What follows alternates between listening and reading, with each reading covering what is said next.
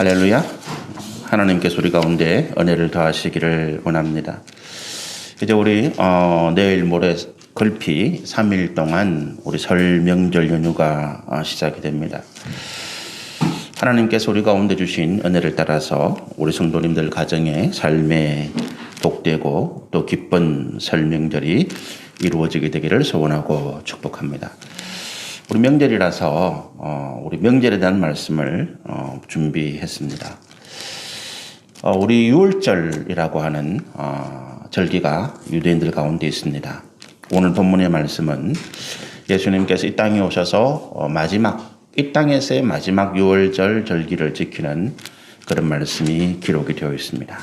이 말씀과 우리가 설날이라고 하는 우리 민족의 명절을 어떻게 우리가 대비하고 생각하고 지켜야 할 것인지 이런 부분을 가지고 우리가 함께 말씀을 나누고 주의 은혜가 우리 가운데 임하시면 좋겠습니다.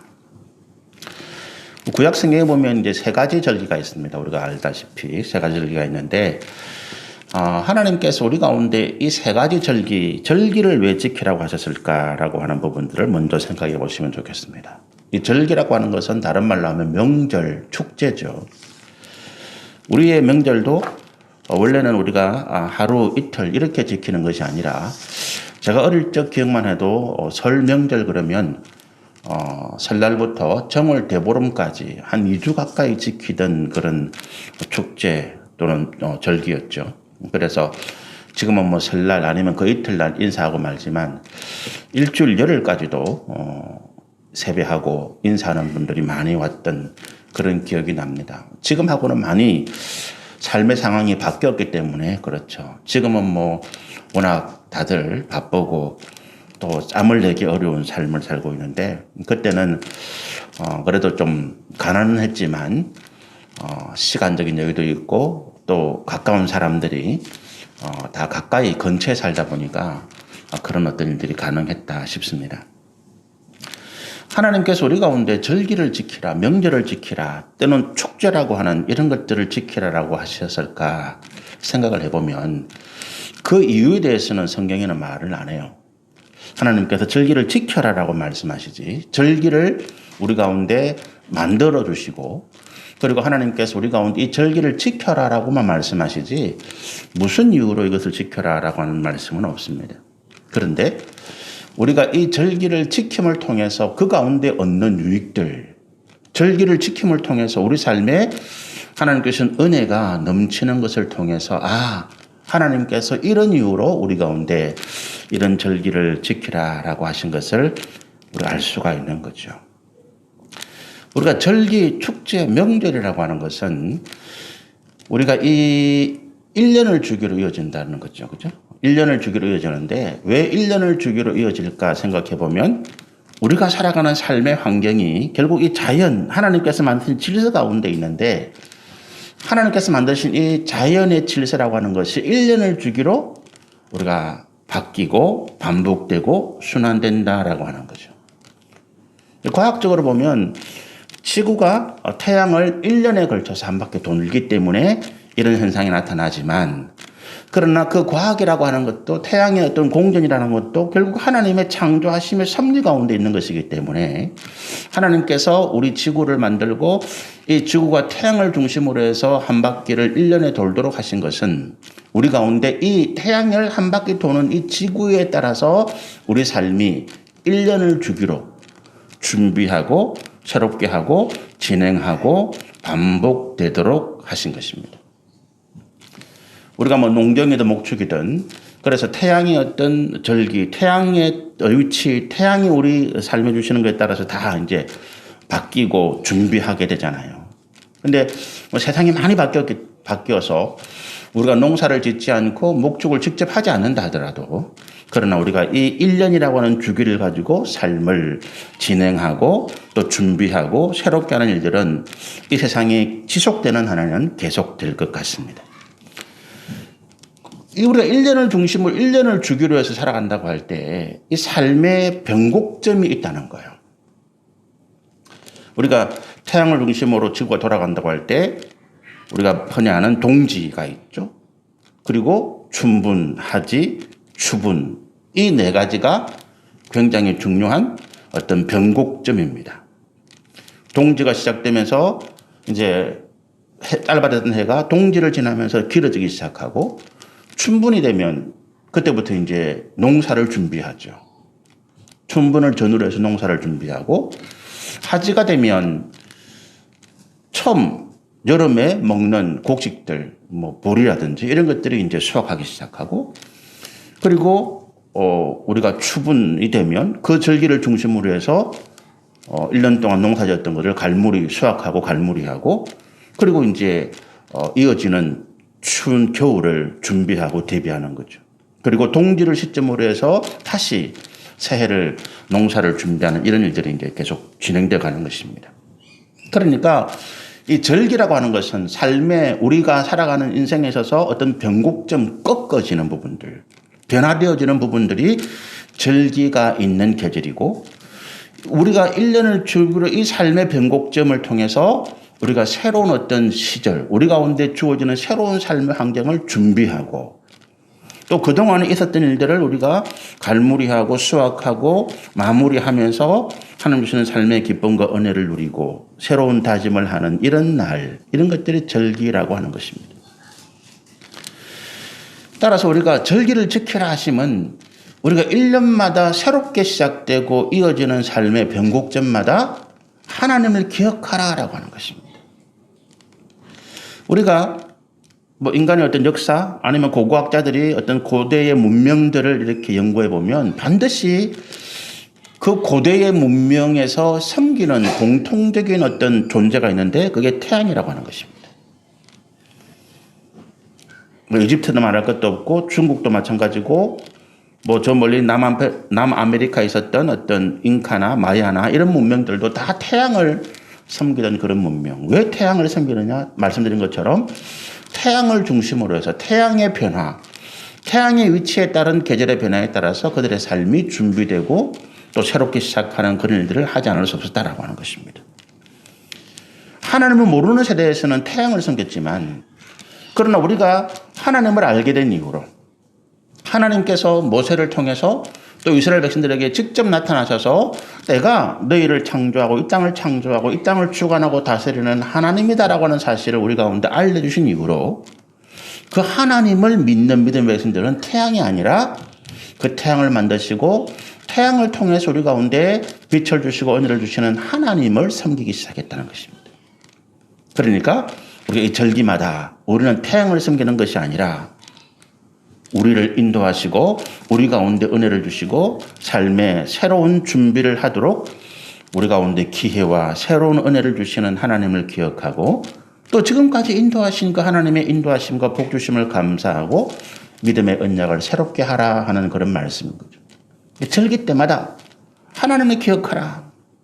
그래서 우리가 구약 성경에 보면 이 3대 절기 유월절과 맥추절, 수장절을 말씀하시면서 하나님께서 우리 가운데 하신 이야기가 너희는 반드시 이 절기 때마다 나에게 나와서 너희 얼굴을 보여라 라고.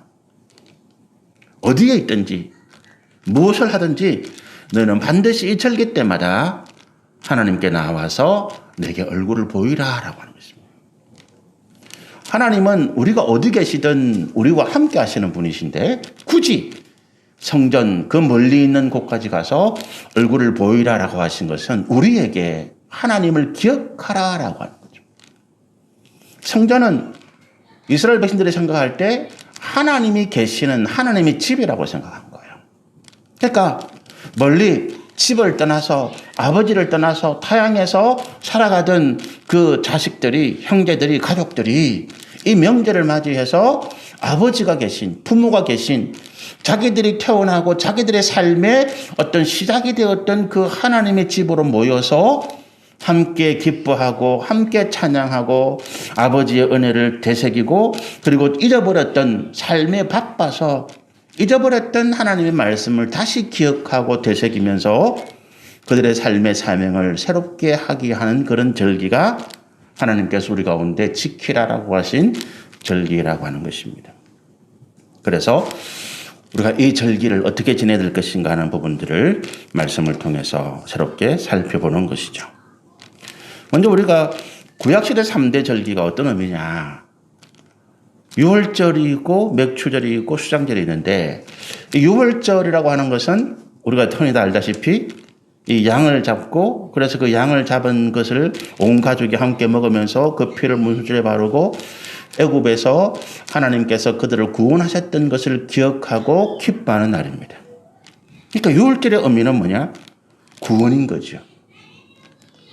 우리의 모든 과거의 잘못된 것들, 우리가 하나님 앞에서 하나님의 진노 가운데 있는 책망과 저주와 고통과 환난을 받을 수밖에 없던 그 삶의 자리에서 우리의 허물과 죄가 씻어지고 하나님께서 우리를 구원하셨다는 것을 기억하는 그날이 유월절이고, 그리고 새로운 시작인 거죠.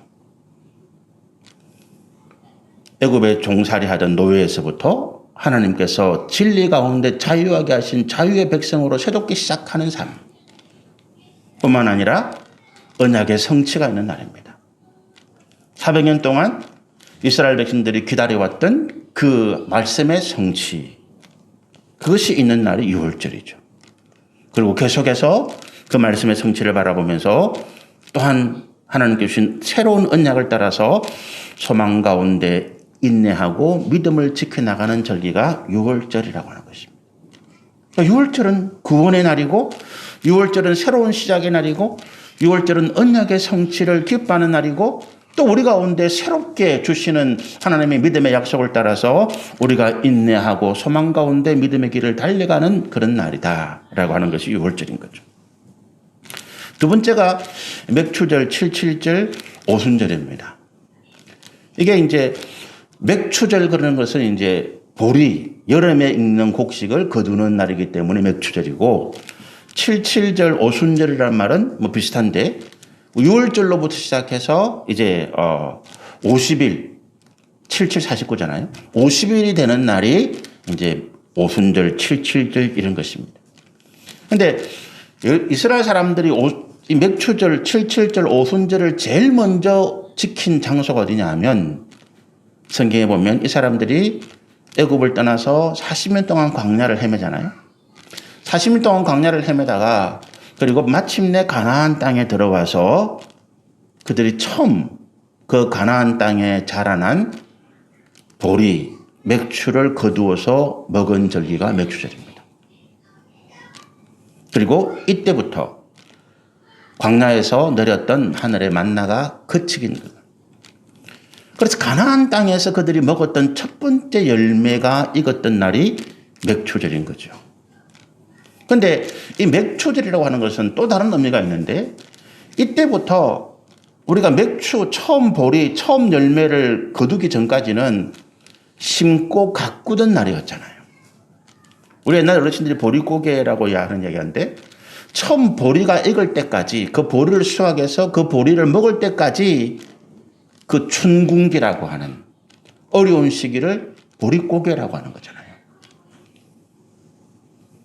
그 보릿고개 힘들고 어려운 과정을 거쳐서 처음 우리 삶에 하나님 주시는 은혜와 복을 누리는 날이 맥추절이더라.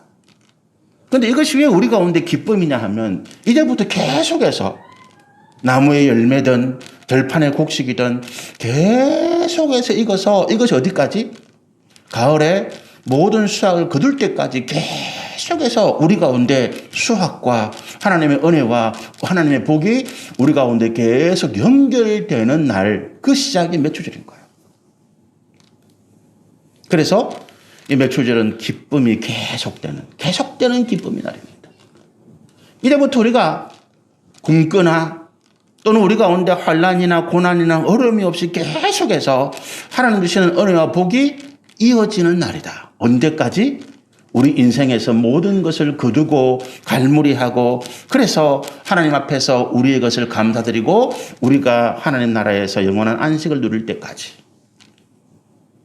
저는 영적으로 보면 이 맥추절이 굉장히 중요하다고 생각을 하는데, 왜 맥추절이 중요할까라고 생각해 보면, 우리가 하나님 앞에서 믿음의 연단, 우리가 하나님 앞에서 믿음으로 온전한 모습을 하나님께 인정받을 때까지 우리 가운데 계속되는 것이 연단이에요. 저는 우리 성도들에게 부탁드리고 싶은 것들이 뭐냐 하면 이런 거예요. 하나님께서 우리를 연단하실 때에 그 연단을 피하고 두려워하지 말고 그 연단 가운데서 우리의 믿음을 갈무리하고 다시 정비해서 하나님 앞에 우리의 어려운 모습을 인정받는 기회로 삼으라. 우리 가운데 고난이 계속되면 어떻게 하든지 우리는 그 고난을 회피하기 위해서 아니면 이 고난을 면하기 위해서 우리는 계속 애를 씁니다. 그런데 우리 믿음의 조상들의 삶을 보면 처음에는 그런 반응을 보여요. 아브라함을 예를 들면 아브라함이 가나안 땅에 들어와서 그가 기근이 있을 때마다 어려움이 있을 때마다 그는 자꾸 장소를 옮겨갑니다. 더 편한 조건, 더 좋은 조건으로 옮겨가는데 그럴 때마다 그에게 어려움이 가중되고 결국에는 그가 가져왔던 모든 것을 잃어버리고 흉년에 들어서 먹고 살기 위해서 애굽으로 떠나는 일을 결정하게 됩니다. 근데 그때까지 이 아브라함에게 있어서 고난은 하나님께 주시는 연단은 피하고 싶은 대상인 거죠. 그가 생각할 때 내가 예수를 믿고 기도 열심히 하고 예배를 잘 드리고 이러면 하나님이 나에게 복을 주시리라 생각했는데 왜 내게 자꾸 어려움이 가중되느냐는 거예요. 그래서 그는 더 좋은 환경, 더 좋은 여건, 그에게 있어서 더 좋다고 생각하는 조건을 따라서 자꾸 옮겨 다녔다는 거예요. 그러다가 애굽에서의 어떤 사건을 그가 계기로 해서 하나님께서 내게 원하시는 것이 이 어려움을 회피하고 더 좋은 곳, 더 좋은 환경으로 자꾸 나를 옮겨가는 것이 아니라 내가 그 어려운 환경 속에서 하나님을 바라보는 믿음의 사람이 되기를 원하시는구나 깨닫게 된 거죠. 그래서 그가 다시 가나안 땅으로 돌아와서 자기 조카 롯과 문제가 생겼을 때에 성경에 보면 그 아브라함과 조카 롯이 가축대가 심히 많아져 가지고 서로 종들 간에 다툼이 더 좋은 물, 더 좋은 초지 이런 걸 차지하기 위해서 다툼이 생겼을 때에 아브라함이 자기 조카 롯을 데리고 이렇게 이야기합니다. 야 봐봐라. 우리 앞에 얼마나 이 좋은 땅이 많냐. 너하고 나하고 괜히 여기서 싸울 게 뭐 있겠노. 우리가 각자 좋은 곳을 택해서 좀 떨어지자. 그런데 내가 너한테 먼저 선택권을 주마라고. 아브라함과 조카 롯의 관계는 부모와 자식과 똑같아요. 롯은 자기 부모를 일찍 여의고 그 당시 가장 큰아버지였던 아브라함 손에서 키워졌던 사람이거든요. 그리고 아브라함이 그 아버지가 살았던 데라가 살았던 하란을 떠나서 가나안 땅으로 넘어올 때 그 조카 롯도 아브라함을 따라서 왔어요. 그리고 아브라함의 도움으로 아브라함의 은혜로 그 큰 거부가 되었거든요. 그러니까 아브라함 입장에서는 이 조카 롯이 굉장히 괘씸할 수 있어요. 내가 지금까지 너를 돌봐줬는데 네가 은혜도 모르고 야 지금 네가 나한테 엉겨 붙으려고 그래? 이 은혜도 모르는 괘씸한 놈아 이렇게 말할 수 있는데 아브라함 사람이 바뀐 거예요. 뭘 바뀌었다고요? 내가 힘들고 어려운 상황 여러 가지 문제가 있을 때에 이 문제를 내게 유리하게 내게 더 좋게 만들려고 하는 것이 아니라 나는 이 상황 가운데서 하나님께서 기뻐하시는 믿음의 사람으로 변화되기를 원한다라고 그 마음이 바뀌었던 거죠. 그래서 그가 조카에게 그런 이야기 하는 것입니다. 하나님의 사람이라면 이 상황에서 어떻게 할까?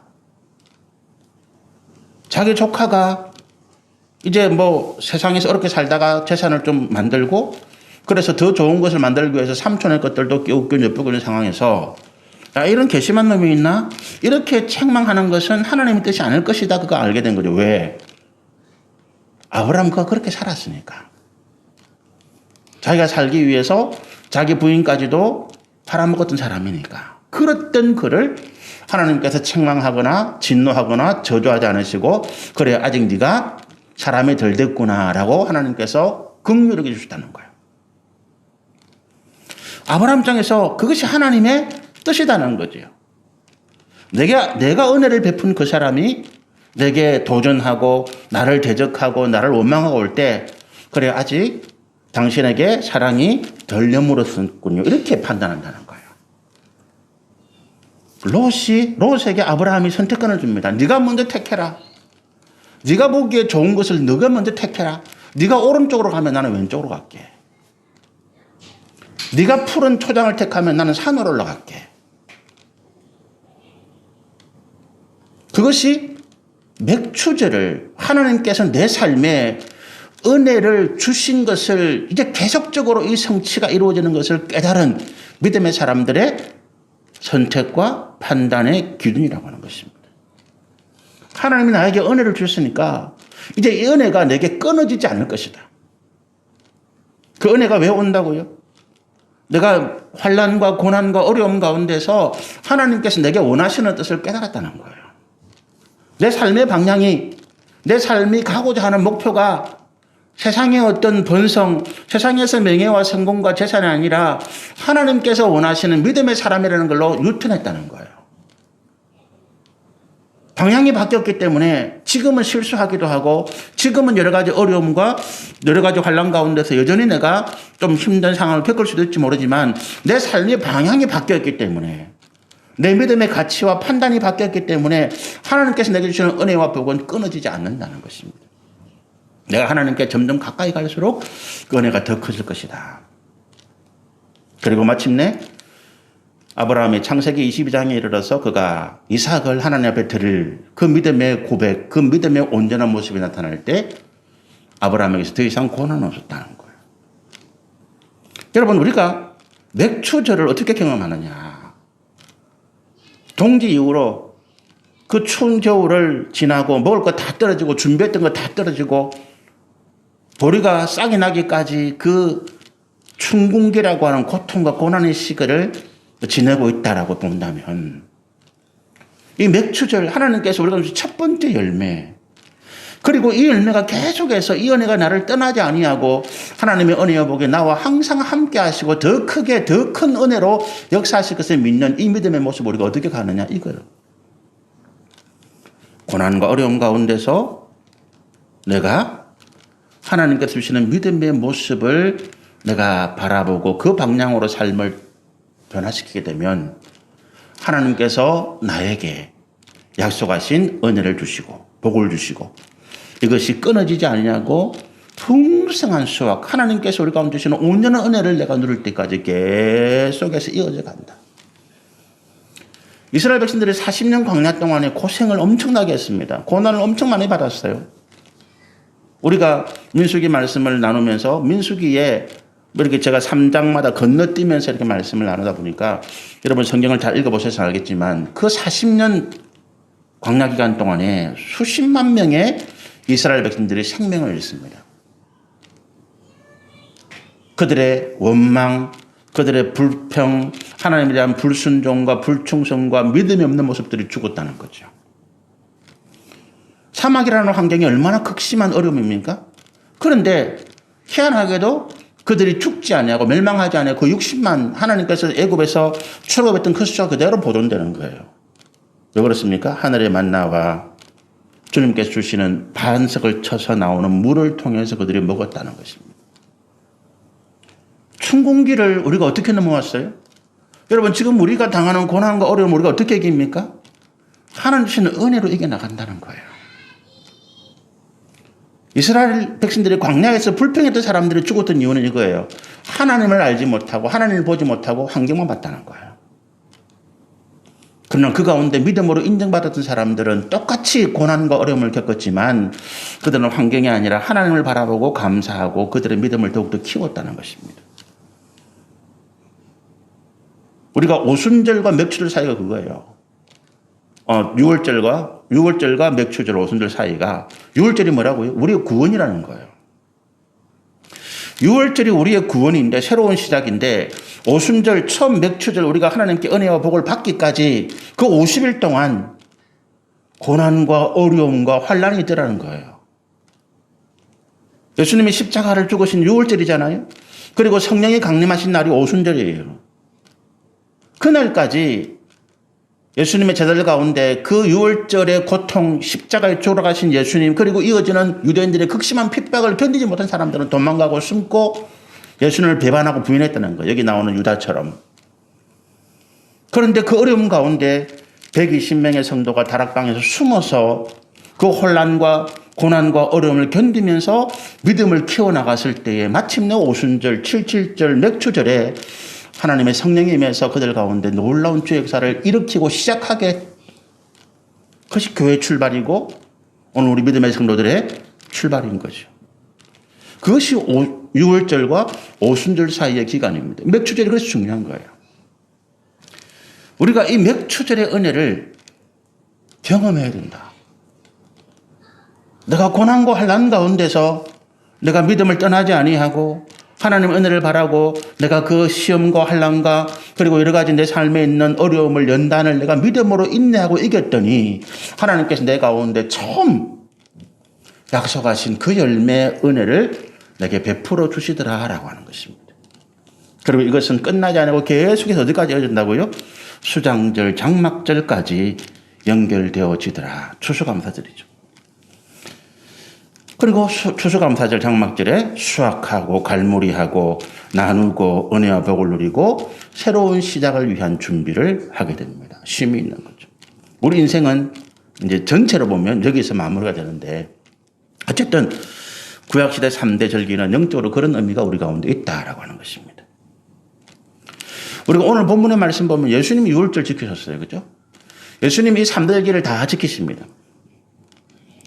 예수님께서 지키신 그 절기는 전통을 따라서 지키신 거죠.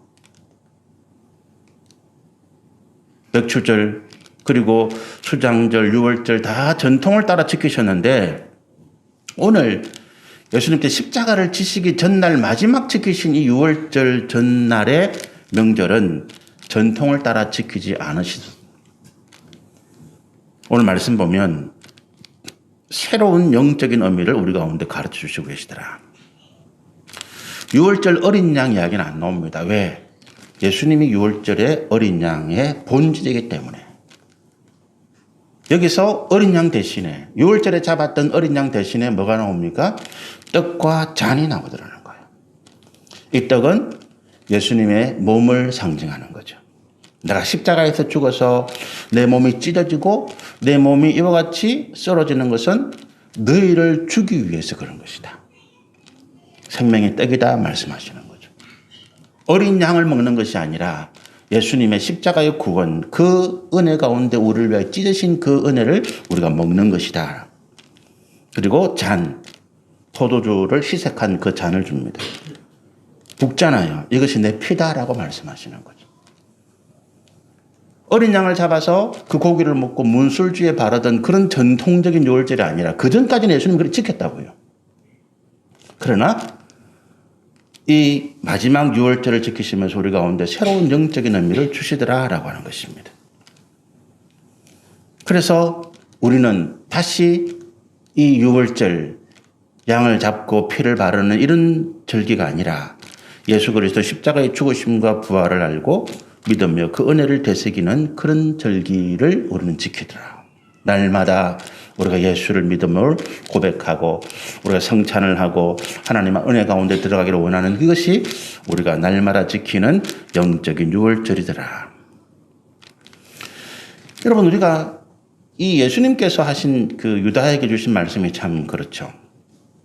24절에 보면 인자는 자기에 대하여 기록된 대로 가거니와 인자가 기록된 대로 간다는 것은 하나님께 주신 그 예언의 말씀을 따라서 십자가의 죽으심으로 가고 있다는 겁니다.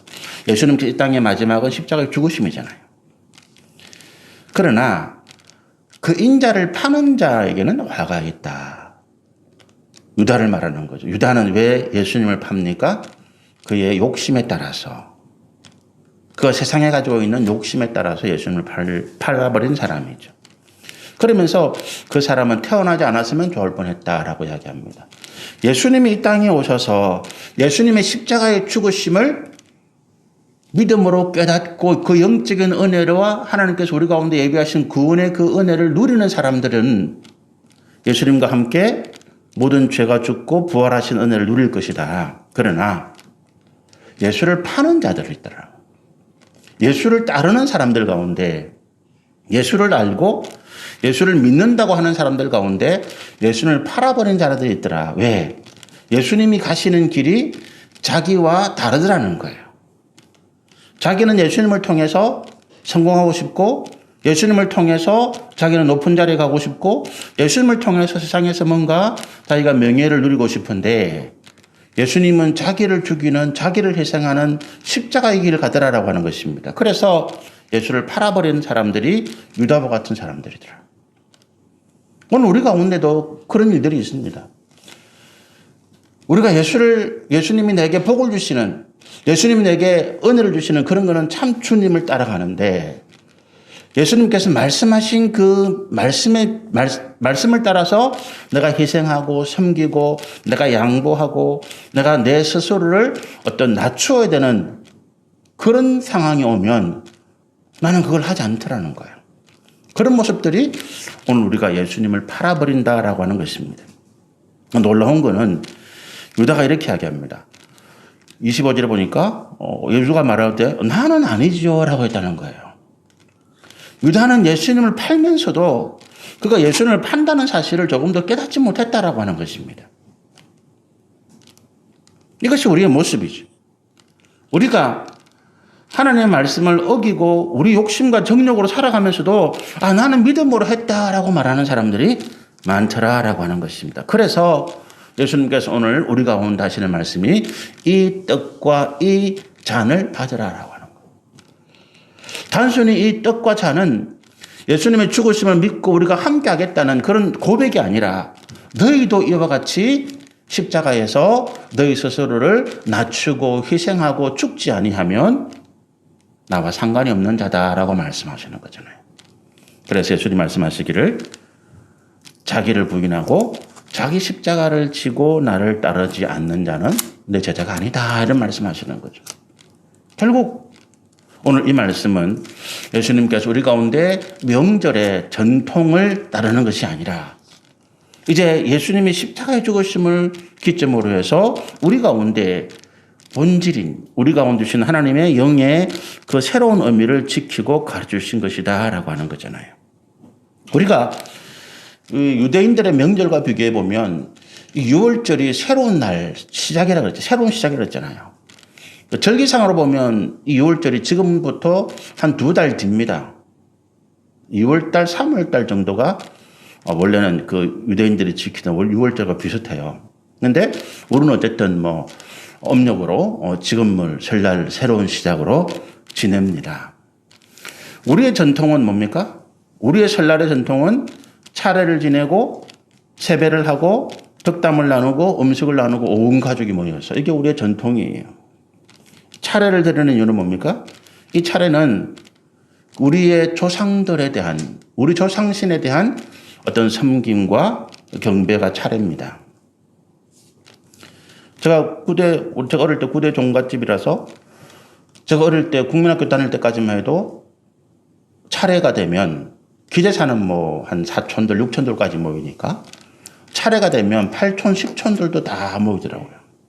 수십 명이 모여가지고 그 전날 잠을 우리 집에서 자는 분들도 많이 계시고 아니면 새벽같이 차례를 드릴 때 한 5시부터 차례가 시작되는데 그 새벽같이 오셔서 계시는 분도 계시고 수십 명이 머리가 허연 할아버지부터 이제 막 꼬맹이들까지 남자들은 쫙 서열들어서 가지고 그 차례를 드리는데 그때 드리는 차례는 모든 조상들에게 4대 봉조사죠.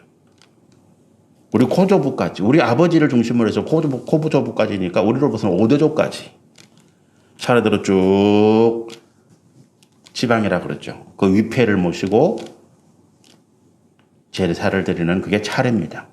명절에 설날 추석 2번 하는 거죠. 그렇게 하는 이유는 뭡니까? 우리는 한 가족이라는 거예요. 우리 가족, 우리 가문이 이와 같이 번성하고 잘 되는 것은 우리의 조상들 덕이다라고 하는 것입니다. 그게 우리 명절의 전통이지요. 그리고 그 제사상을 물리고 그 음식을 함께 나눕니다. 그러나 예수를 믿고 난 다음에 우리의 이 명절, 이 일은 어떻게 바뀌어야 될까요? 우리는 조상이 아니라 조상에 대한 섬김과 공경은 마땅하지만 그러나 죽은 조상, 우리가 조상이라 할 때 이 조상은 이제 귀신을 말해요. 신이죠. 그 위패가 사당에 모시지는 순간부터 위패를 사당에 모실 때는 3년상이 끝나야 위패를 모셔요. 3년상이 지나기 전에는 이제 그냥 집에서 모시고 있다가 3년 상이 지나야 탈상을 해야 그 위패가 사당에 들어가는데, 우리가 이 사당에 들어가 있는 이 위패들은 신이에요. 그래서 함부로 아무도 그 사당을 못 들어갑니다. 금주를 딱 치놓죠. 금주를 치놓고 특별히 제사를 모시거나 아니면 그와 같이 어떤 기제사나 이럴 때 있을 때는 그 제주가 들어가서 위패를 모셔 나오거든요. 함부로 들어갔다는 건 난리가 납니다. 그런데 우리가 이 조상이라고 하는 것은 단순히 우리의 선족을 말하는 것이 아니라 이미 죽어서 우리 가문, 우리 집안, 우리 가족을 지키는 신이 된 거예요. 그래서 우리가 이 복음이 조선에 들어온 이후부터 이 위패와 사당을 없앤 분들이 굉장히 많습니다. 제가 나주정가인데요. 나주정가들이 굉장히 천주교를 먼저 믿어서 굉장히 핍박을 받은 사람들의 대표가 저희들입니다. 나주정가들입니다.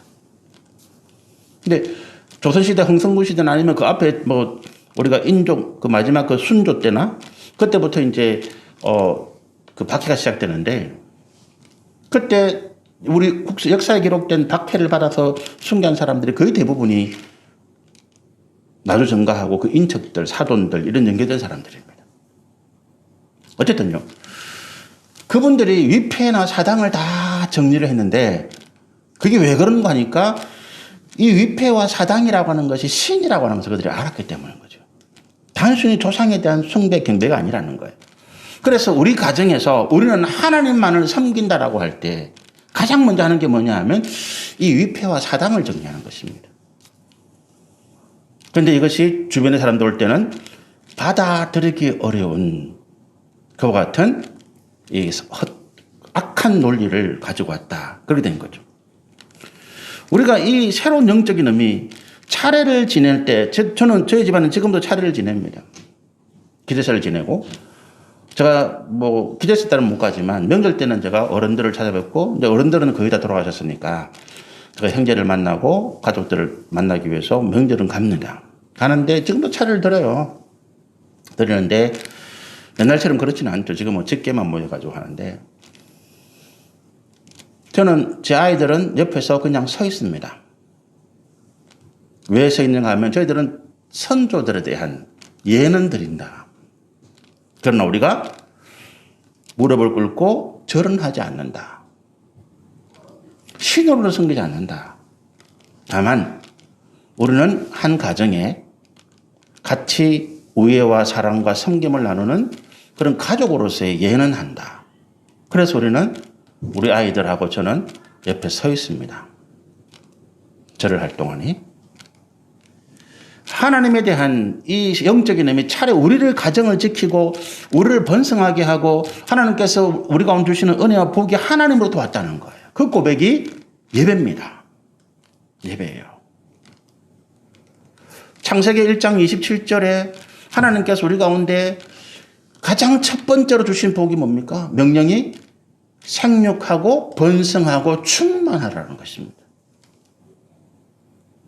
제가 여러분을 축복하고 기도할 때 저는 이 말씀을 참 좋아합니다. 하나님께서 첫 번째 우리 가운데 주신 말씀의 약속처럼 우리를 생육하고 번성하고 충만하게 해달라고. 제가 한 번씩 이렇게 극동방송에 소망의 기도를 인도할 때 자녀가 없어서 기도하는 분들이 참 많이 있습니다. 그중에는 목회자 가정도 있고요. 결혼한 지 10년, 12년, 13년, 15년이 됐는데 자녀가 없습니다. 기도해 주세요. 자, 이 말씀을 가지고 기도합니다. 하나님께서 우리 가운데 약속하신 생육하고 번성하고 충만하라고 하신 말씀대로 이 가정에 하나님께서 태의 열매를 열어주시고 자녀를 축복해 주십시오. 이 다음 우리가 이 자녀가 태어나고 하나님 주신 은혜를 감사하는 기도를 우리가 알게 해 주십시오. 하나님께서 우리 가정에 생육과 번성과 충만의 은혜를 주시더라.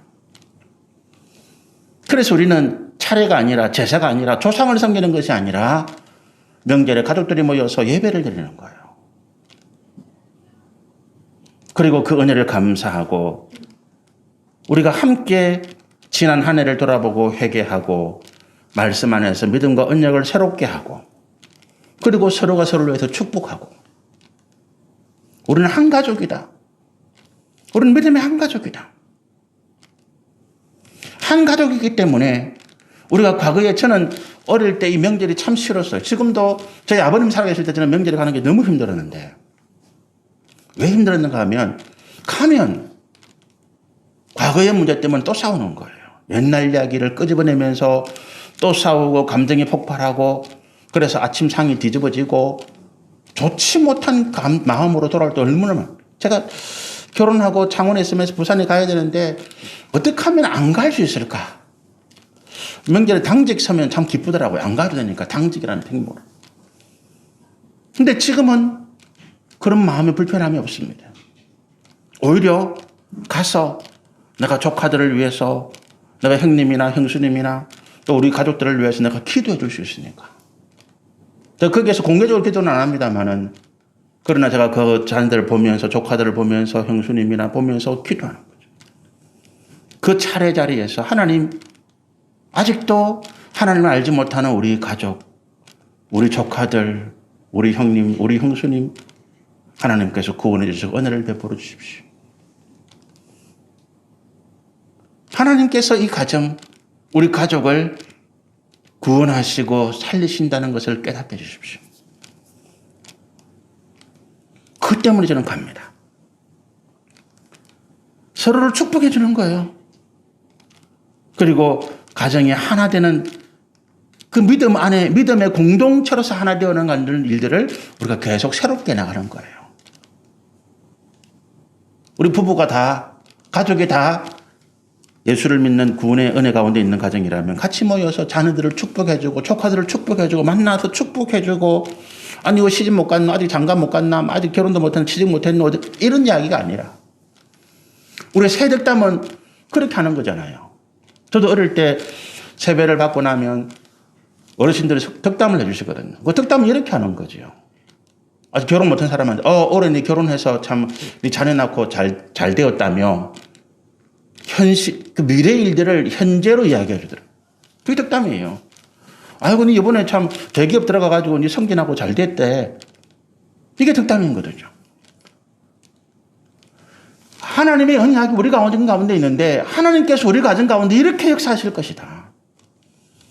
믿음의 영적인 가장들이 손을 들어서 제가 하나님을 기도할 때 제가 하나님 내가 이 땅에서 마지막으로 우리 조카들 그리고 우리 형수님 형님들 저보다 다 위니까 저는 제일 막내니까 모아놓고 제가 손을 들고 우리 가족 우리 형제 우리 조카들을 위해서 축복하는 그렇게 해줬으면 좋겠습니다. 그 차례 때 모여서 예배드리지 제사드리지 아니하고 다 모인 자리에서 제가 손을 들어서 축복해 주는.